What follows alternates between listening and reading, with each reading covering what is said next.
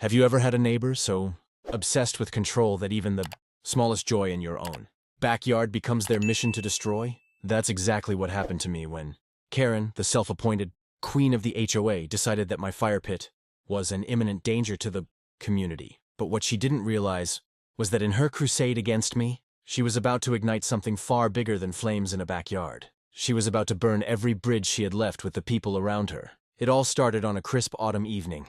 The air had just the right chill, the kind that makes a warm fire feel like the centerpiece of the world. I had set up a stone fire pit in my backyard, carefully designed with safety in mind. I even followed local regulations, kept it away from fences, used fireproof bricks, and had a hose nearby. For me, it wasn't just about a fire pit. It was about creating memories with family and friends. That night, a few neighbors stopped by, drawn in by the soft glow of the flames and the smell of roasting marshmallows. We laughed, swapped stories, and enjoyed one of those rare evenings where time feels slower, simpler. But right on cue, Karen appeared. She marched over like a general inspecting enemy territory. Arms crossed, face tight with disapproval. "This is completely unsafe," she barked. "You're putting everyone at risk. Sparks could fly over the fence, the whole neighborhood could burn down."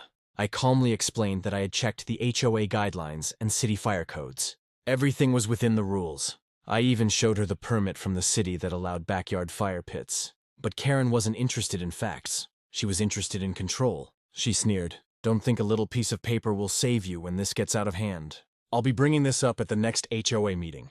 And trust me, you'll regret this." The other neighbors looked uncomfortable. A few even tried to reassure her, pointing out how safe the setup was. But Karen stormed off, muttering about reckless behavior and irresponsible homeowners.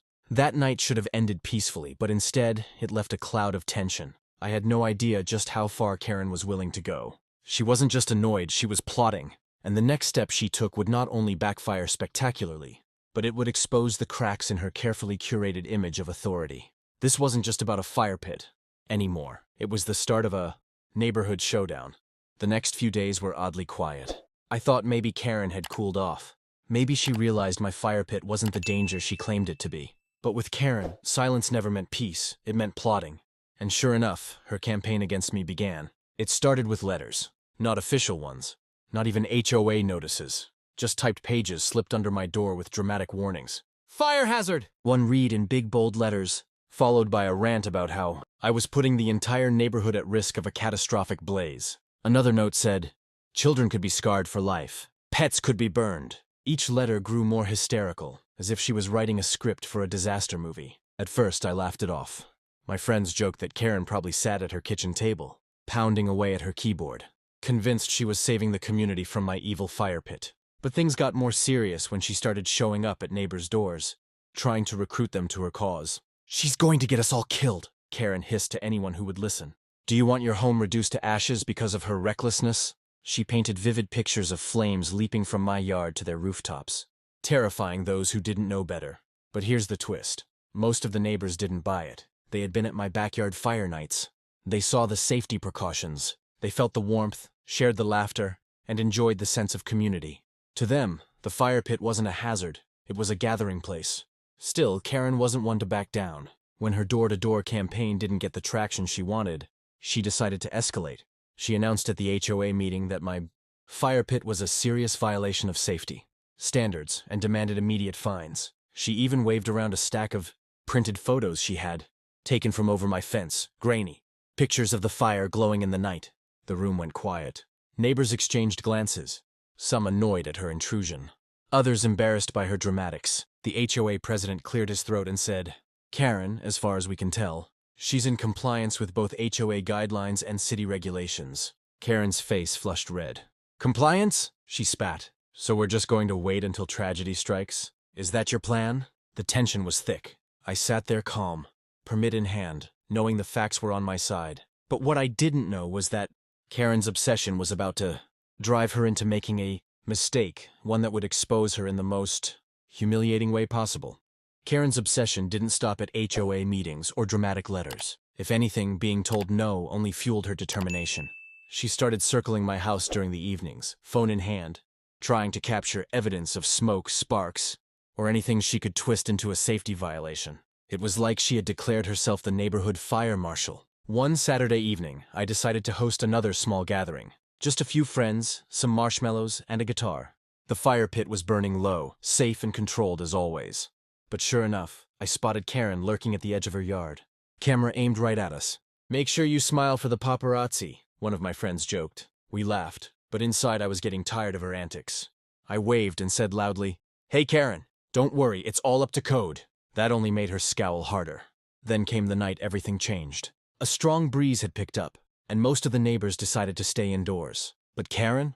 She had her own fire pit, a rusted old metal bowl, sitting directly under her wooden pergola.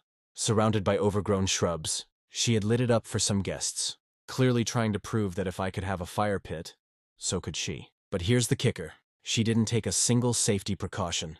No water, no fireproof base, not even clearance from her own house. Within minutes, her fire was crackling higher than it should have. Sparks leapt into the dry leaves around her patio, and smoke started billowing. I saw it from my kitchen window and rushed outside. "Karen, your fire's out of control!" I shouted. She panicked, grabbing a flimsy garden hose that barely drizzled water. Her guests scrambled, coughing on smoke, trying to stomp out flames spreading toward the fence.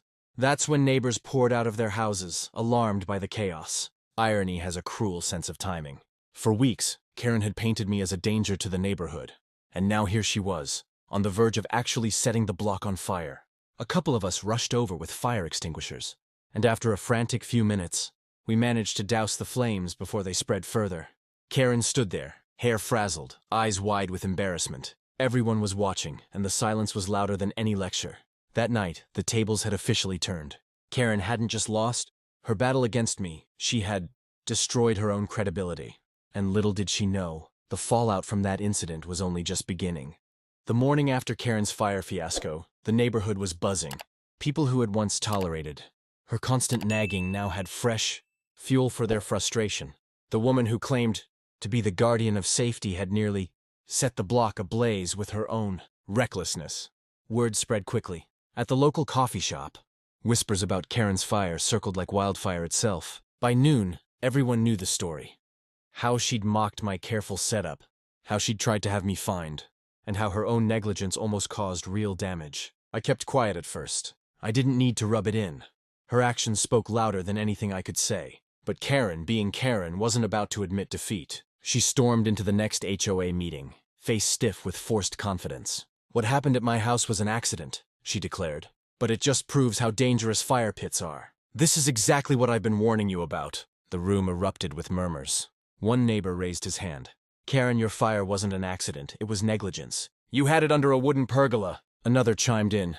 "You said her fire pit was unsafe, but she had the permit and the precautions. You didn't. That's the difference." Karen's cheeks flushed crimson. She stammered, trying to redirect blame, but no one was buying it anymore. For years, she had ruled with fear and intimidation, nitpicking lawns, mailboxes, and holiday decorations. But now, people were starting to see through her. After the meeting, neighbors began reaching out to me. "You handled that well," one said. "We're tired of her controlling everything," another added. Slowly, I realized something incredible was happening. Karen's reign over the neighborhood was crumbling. But the final blow came a week later. The HOA board announced they were revising community rules, not to ban fire pits, but to clarify safe practices. They even used my setup as the example of proper compliance. Karen was livid. "You're rewarding her recklessness," she shouted, but no one sided with her. Neighbors who had once avoided her were now avoiding her on purpose. Invitations to block parties skipped her mailbox. Conversations hushed when she walked by. Her fiery crusade had backfired so spectacularly that she'd gone from self-appointed leader to neighborhood pariah. And through it all, I kept my fire pit burning, safely, legally, and with more friends gathered around it than ever before. Karen thought she could extinguish my joy, but instead, she managed to burn the only thing she truly had, her reputation. Still, there was one last chapter to this saga, the moment when Karen finally realized the bridge she burned could never be rebuilt. By the time a month had passed, Karen's grip on the neighborhood was nothing but ashes. Once, people had stepped lightly around her, afraid she might report them for a lawn being an inch too long or a decoration being the wrong color. But now no one cared. She had burned through every ounce of goodwill she ever had. Her downfall became clear one Saturday evening. I was hosting another fire pit night, bigger than usual this time. Nearly every neighbor showed up, bringing snacks, drinks, and even folding chairs to circle the warm glow. Kids toasted marshmallows, adults shared stories, and the laughter rolled late into the night. Karen watched from across the street, her curtains twitching. A year ago, she might have marched over, clipboard in hand, threatening fines and demanding order. Now, she stood frozen in her window, powerless. Nobody invited her, nobody even acknowledged her. For the first time, she was on the outside looking in. I'll never forget the moment her husband quietly walked over during our gathering. He smiled sheepishly and handed me a small bag of marshmallows. "She's having a hard time," he admitted. "But between you and me, I think she brought this on herself." He joined us by the fire, laughing with the rest of us, while Karen's silhouette lingered alone behind glass. That was the night it hit me. This was more than a battle about a fire pit. It was about community, trust, and respect. Karen had tried to control people with fear, but in the end, fear couldn't hold a candle to friendship. She had burned her bridges so thoroughly that even the people who once tolerated her now kept their distance.